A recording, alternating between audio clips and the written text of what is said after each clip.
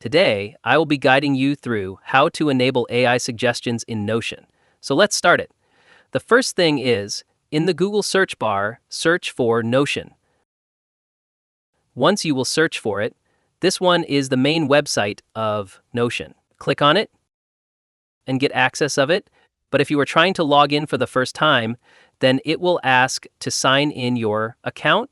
But my account was already signed in, so that's why it's saying continue. So I will click on it.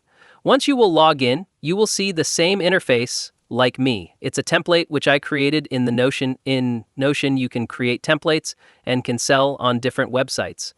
But in this video, I will show you the Notion AI. So in order to get access, take a look on the left side. You will see different options from these. You have to click on this option, create a new page, click on it. Now here you can write anything, but in order to get access of AI, click on the option Ask AI. Now you can ask anything to Notion AI and it will reply, but now it will not show suggestion. From here you can see an icon, brainstorm ideas, think, ask, and chat. Simply enable this option. Here you can see what is brainstorm. I will help you to come up with ideas. With the help of this Notion AI, you will get some suggestions about your content. So here I will write a random thing. So here I ask, write a script on haunted house, and I will click on this arrow. It will start thinking, and you can see now it's giving me the ideas based on my script.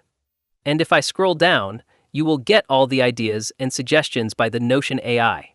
So all of these are the suggestions by the Notion, and it was the way by which you can enable Notion suggestions.